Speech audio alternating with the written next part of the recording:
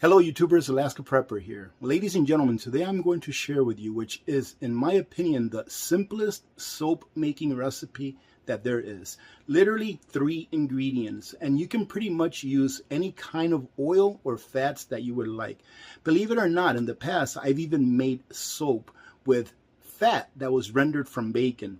It didn't smell that great, but it actually still did what soap is supposed to do, which is clean things. And thinking about this, I believe that in a long-term crisis, in a situation where you cannot get soap, let's say, soap like this will be very barterable. Now this here is the very first bar of soap that I've ever made. Believe it or not, it's over 7 years old, going on 8 years, and it's still good. It still works. I have many more. I made a batch about 8 years ago just to try it, and it still works. And this is a very simple soap recipe. It has water, it has lye, and it has oil. And that's all it is. It doesn't even have any oils to make it smell good or anything like that in it. It's just a basic soap recipe. And I believe that if you learn how to use this recipe and make it and have the things that you need in order to be able to make soap in the future, that you'll be a lot better off than most people. Because ask yourself something, ladies and gentlemen, how many people that you know can make their own soap? Well, those are the people that you're going to be able to barter this with. Now, this is just a basic soap. I also made another one that's pretty basic. That's just with a little bit of peppermint essential oils in it, and it smells pretty good. All right, doesn't have a lot. And then I made another one that's a little bit more in depth, that has peppermint, and it also has some botanical smells in it, ladies and gentlemen. So it smells very nice. So you can take this soap recipe that I'm going to share with you, and you can pretty much add anything to it that you want. Now let me cover this real quick. I'm sure that there's a lot of people out there that make soap, that are like soap making gurus.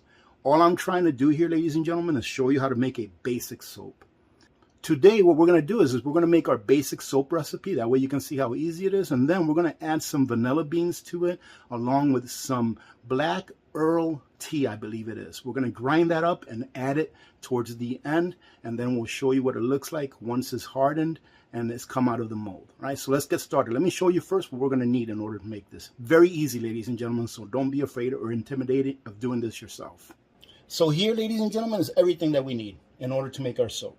All right, the first thing is we're going to need some kind of a mold. All right, you can make your own if you want. I purchased this one a while back. Easy to use. As you can see, I've already used it before. But here, I went ahead and wrote down my recipe. And the recipe is sodium hydroxide, or lye, right? Many people know it as lye. We're going to need water, preferably distilled, but I've always used reverse osmosis water, and it's always worked just fine. We're going to need oil.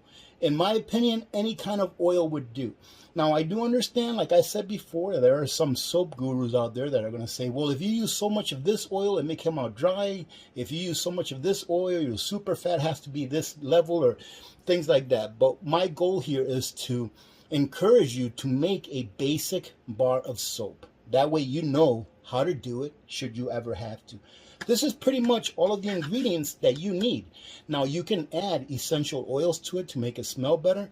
You can add things like what we're going to add today, which is some vanilla beans and some tea to it as well, so that you can have some kind of an exfoliating effect from the soap and give it that smell. This is something that you can also use. This is sodium lactate. And you only need to use a little bit of this, but you don't have to use this. This just helps the soap harden a little bit faster and a little bit harder. I use just a tiny bit, like maybe a half of a teaspoon for an entire batch.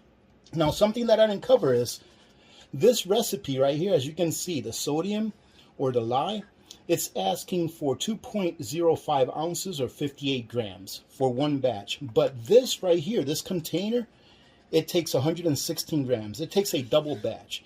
So I went ahead and wrote down the ingredients that we need for one batch and a double batch as well, because a double batch will fill this entire mold right up.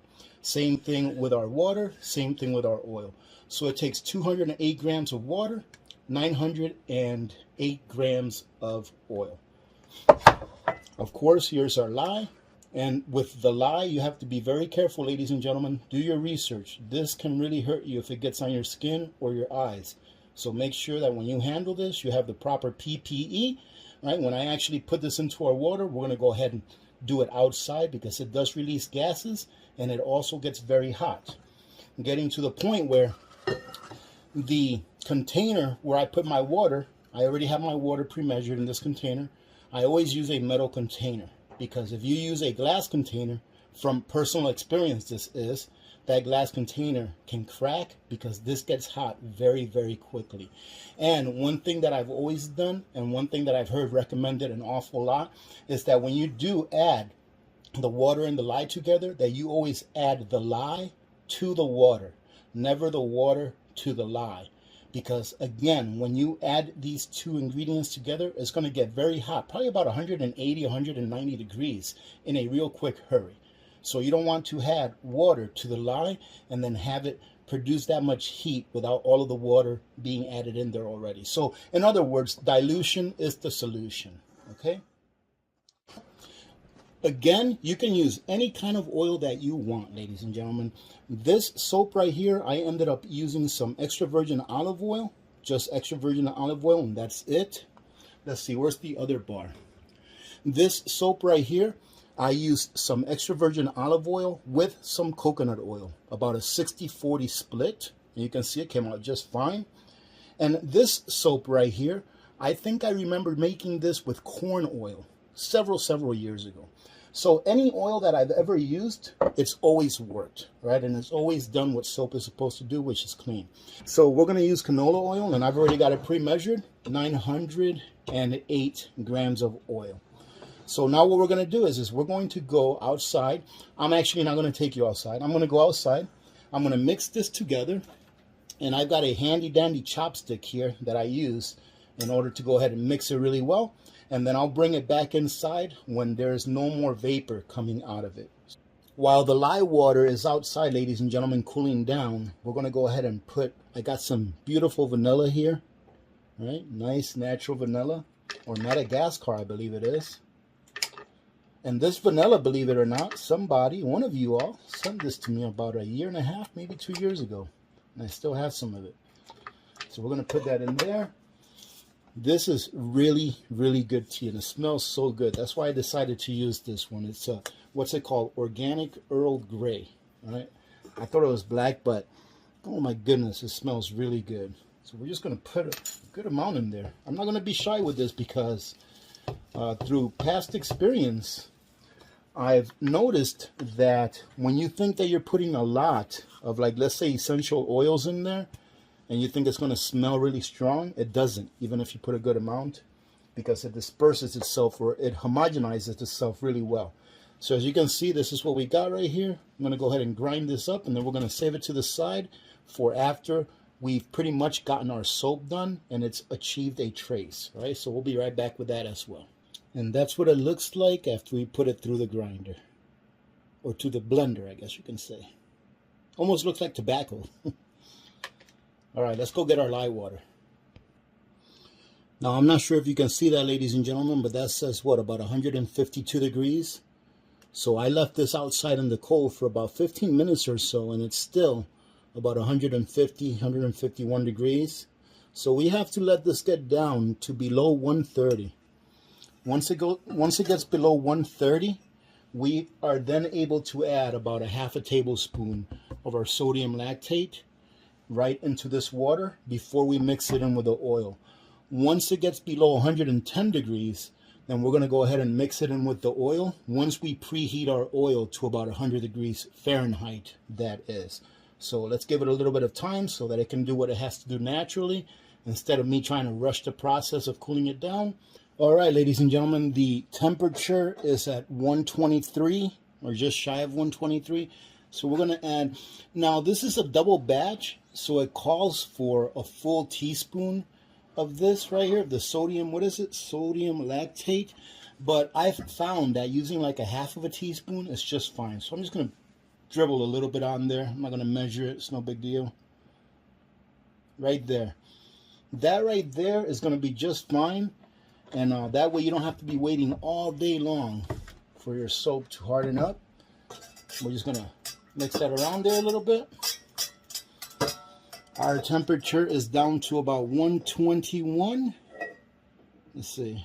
Yep, 121. So now I'm going to bring the temperature of the oil up to about 100 110, and then we'll be able to mix these together. Now, while our oil is heating up, ladies and gentlemen, I did fail to mention that you don't have to have an immersion blender to do this, but it really is nice to have one.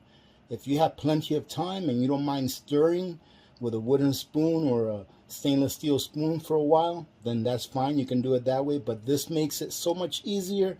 You'll be done getting your trays in about 2 minutes, maybe 3 or so. So an immersion blender really does help. Let's see, 103 degrees, right? 102.9. That is good enough. Now we're going to go ahead and get our water. Again, ladies and gentlemen, I stress that when you're doing this, use personal protective equipment, i.e. glasses and gloves. You don't see me using gloves here, but it's not because I'm not advocating that you do so. All right, make sure that you use gloves and make sure that you use something for your eyes just in case you get a splash. This is not going to create any kind of boil over or anything like that. It's going to be just fine. Just be very careful when you're putting it in. You don't have to be in a rush. I'm going to put that in there. And as soon as I put that in there, I'm going to go ahead and put this in the sink and fill it up with water. Why? Because dilution is the solution. You don't want to forget that you put this in your sink and then someone go in there and touch it with their bare hands and get burnt. All right, this is the best that I can do as far as the camera angle, all right? This is not Hollywood here, ladies and gentlemen.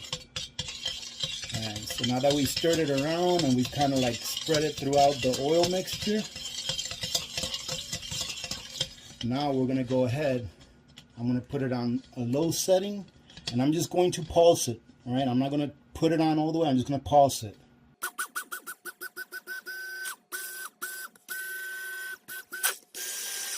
Now, ladies and gentlemen, all I'm going to do is I'm going to continue to do this until we find trace. Like right now, you can see there's no trace. Trace, the way that I identify trace, and there's different ways of doing it, is if you can go ahead and put your finger down and you can see that the soap stays on either side, it doesn't fill in, or whenever you can drop drops into the mixture and you can see that it makes a dimple that stays there for a while, that's what I consider trace being. I'm going to continue to do this until I find trace, and then we'll go to our next and pretty much second to last step.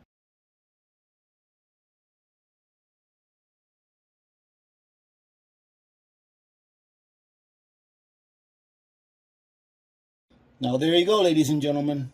That is what I call trace. Some people may want it a little thicker, but the truth is that even if it wasn't this thick and it was thinner, it will still set in your mold. It'll just take a little longer. So now we're going to go ahead and add our vanilla and tea mixture.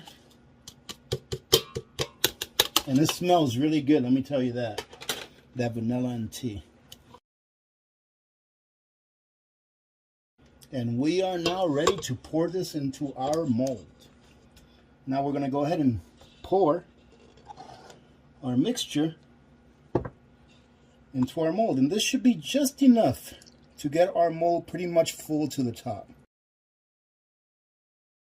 And there you go. Now we're just going to let this sit here probably for about 2 or 3 hours. And then we'll come back, take it out of the mold, and show you how easy it is to cut up. One thing that you don't want to do, though, is you don't want to let this sit here for a couple of days in a mold like this, because you're going to want to cut this. And the longer it sits, the harder it's going to get, and the harder it'll be for you to cut it. And after about 5 or 6 hours, ladies and gentlemen, this is what it looks like. Like a big block of speckled cream cheese, I guess you can call it. And the reason I didn't show you all me taking it out of the mold is because I'm a one-man crew, and it's kind of like a pain in the butt to take it out of that mold. So I went ahead and took it off without the camera on. But pretty simple now. All we do is, if you go ahead and buy there's a small kit that you can buy, like a soap making kit, and it comes with something like this. You don't have to have this, but it is kind of handy when it comes to cutting up your soap into even pieces, I guess you can say. And what I like to do is I like to take the edge off and then cut them in pieces that are a little bit thicker than normal. Let me just show you. So here is our first cut, and it's good to do this now. You don't want to wait like days before you do this, because if not, your soap is going to be really hard and it might break when you do this. But as you can see right here, I just cut a small piece off the end. And you can see right here that this is the piece that's kind of ugly, right? But this is still soap, so you don't get rid of this, right? You're going to keep this. And I like to cut these in a little bit thicker pieces. So if you take a look, we have like 1-inch pieces that you can cut them in, but I like to cut them in pieces that are about 1.5 inches. So I'm just going to go ahead and bring this about halfway to the mark right here. And then instead of cutting it here, I'm going to cut it there. Check this out. Let's see if you can see this all right. So we're going to line this up. And we're just going to go right through. Nice and easy. And it is still nice and soft. And like I said, if you do this now, it'll be nice and soft and you won't break the soap. But look at, oh, look at that. Look how pretty that is in the middle like that. You can see the middle there hasn't really cured yet. This is actually curing still. It's almost like concrete, right? This actually gets warm. When you put it in here, it stays warm for a long time because it's still curing. So I'm just going to go ahead and keep doing the same thing. I'm going to keep doing about 1.5. And then you can see that these are pretty nice. And they actually smell halfway decent. They're going to smell a lot better actually after they're completely cured, after they're completely dry. You can see that these are still wet. So normally you would probably want to leave these on the rack that you see me putting them on here, probably for about 4 or 5 weeks really is how long I leave them on there. But they can come off a little earlier. Like for example, this one here is only about 1.5 weeks old or so. This is the one where I made it with pure olive oil or extra virgin olive oil with some coconut oil. And this is about almost 10 days old or so. And it already starts to lather and everything. So it depends. I think that the longer that you let it sit on the rack and the harder that it gets, the longer that the bar of soap itself will last you. And again, ladies and gentlemen, like I said, I'm not a guru soap maker. The intent of this video was really to just show you how simple it is to make a bar of soap. It's not rocket science. It's a very easy process. All you have to do is just follow some very basic instructions and really have some very basic ingredients in order to make your own soap. If you ever need to make it, you know how to make it because you're comfortable, because you've done it once or twice already. And that's what this is all about, ladies and gentlemen, so that you can be comfortable with doing something that you may need to do in the future, or that you may just want to have a little bit of fun with and do it now. And if you ever need to use it for barter or because you need it out of necessity, you'll be comfortable with doing it. I hope you got something out of this. Go out there and make some soap so that you can stay nice and squeaky clean during the apocalypse. Having said that, have a great day, ladies and gentlemen. Thank you very much for joining in. God bless every one of you. God bless America. I'm Alaska Prepper, and I am out.